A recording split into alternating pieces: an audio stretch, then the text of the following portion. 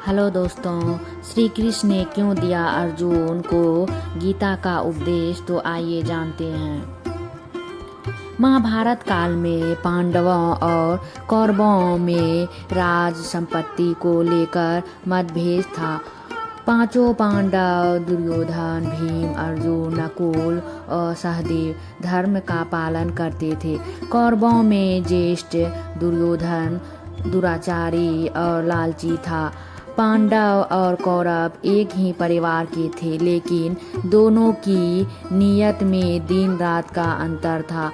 पांडवों की मृत्यु के बाद धृतराज अपने ज्येष्ठ पुत्र दुर्योधन को राजा बनाना चाहता था।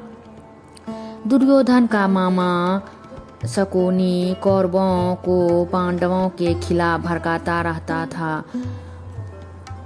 भगवान श्री कृष्ण को कौरव और पांडवों के भविष्य के बारे में पता था। वे चाहते थे कि युद्ध ना हो, इसीलिए श्री कृष्ण स्वयं 3 बार शांति दूत बनकर आए और कौरव पांडवों के बीच सुलह करानी चाहिए, किंतु दुर्योधन नहीं माना।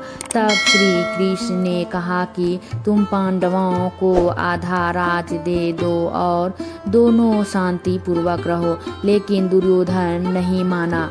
तब पांडवों ने कहा कि हमें राज्य की लालसा नहीं है, हमें केवल 5 गांव दिलवा दीजिए और पूरा राज्य चाहे दुर्योधन को दे दीजिए। लेकिन दुर्योधन ने साफ इनकार कर दिया और कहा कि 5 गांव तो क्या, वह सुई की नोक जितना जगह भी नहीं देगा। दुर्योधन ने पांडवों से कहा कि अगर तुम्हें 5 गांव चाहिए तो कुरुक्षेत्र में आकर हमसे युद्ध करना पड़ेगा, हमें पराजित करके राज्य हासिल करना होगा। तब दोनों पक्षों में युद्ध का आगाज हुआ। भगवान श्री कृष्ण अर्जुन के रथ के सारथी बने थे। तब युद्ध भूमि में अर्जुन ने देखा कि इसके विपक्ष में इन्हीं का परिवार खड़ा है, इन्हीं के गुरु भाई बंधु है, इसीलिए वह बोले कि यह तो अधर्म है, मैं अपने ही परिवार के साथ राज्य के लिए कैसे लड़ सकता हूँ। अर्जुन ने कहा कि माधव, मुझसे यह नहीं होगा, अपने ही परिवार के विरुद्ध मैं खड़ा नहीं हो सकता। तब श्री कृष्ण ने कुरुक्षेत्र के मैदान में अर्जुन को उपदेश देते हुए कहा कि हे पार्थ, तुम्हें अपने क्षेत्रीय धर्म का पालन करना चाहिए और एक क्षत्रिय की भांति अपने अधिकारों के लिए लड़ना चाहिए, यही तुम्हारा धर्म है। श्री कृष्ण ने अपना उपदेश गायन के माध्यम से दिया था, इसीलिए इसे गीता कहा जाता है। श्री कृष्ण ने द्वापर युग में मार्गदर्शन शुक्ल पक्ष की एकादशी को हरियाणा के कुरुक्षेत्र नामक स्थान पर 45 मिनट का गीता का उपदेश दिया था, जिसे गोतोपनिषद भी कहा जाता है। भगवान श्री कृष्ण ने युद्ध भूमि में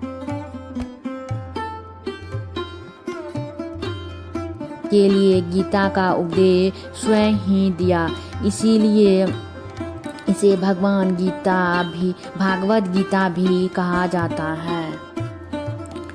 मृत्यु से भय व्यर्थ है। श्री कृष्ण कहते हैं, मृत्यु का भय हर व्यक्ति को होता है। भगवान कृष्ण कहते हैं, संसार के निर्माण के बाद से ही जन्म और मृत्यु का चक्र चलता आ रहा है और यह प्रकृति का नियम है। जो जन्म लेता है उसकी मृत्यु अवश्य होती है और मृत्यु के बाद जन्म अवश्य होता है। इसीलिए मृत्यु से भय मुक्त होकर वर्तमान में जीना चाहिए। दूसरा, समय बड़ा बलवान है। महाभारत के दौरान अर्जुन विचलित थे और उनसे शस्त्र भी नहीं उठ रहे थे। तब श्री कृष्ण ने अर्जुन से कहा, समय बड़ा बलवान है। यदि तुम सोचते हो कि तुम शस्त्र नहीं उठाओगे तो इन पापियों का संहार नहीं होगा।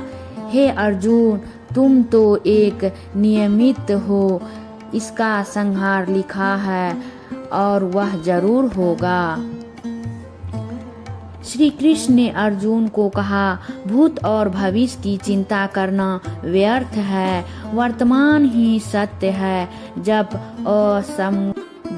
असमंजस की स्थिति में रहो और कुछ समझ न आए तो सब परमात्मा पर छोड़ दो और बस अपना कर्म करो।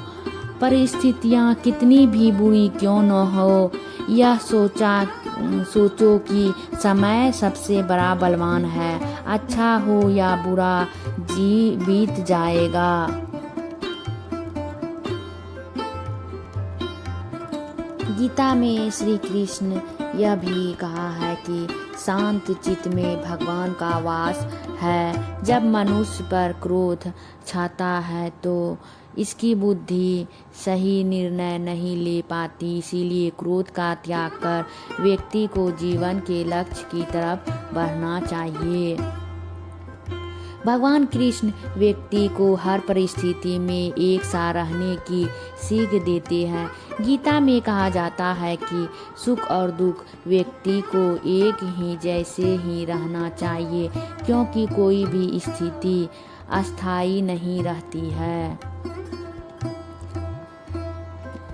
श्री कृष्ण यह भी कहा है कि क्रोध, लोभ, मोह से सब मानवीय इंद्रियों का दोष है। जो मनुष्य अपनी इंद्रियों और मन पर नियंत्रण करता है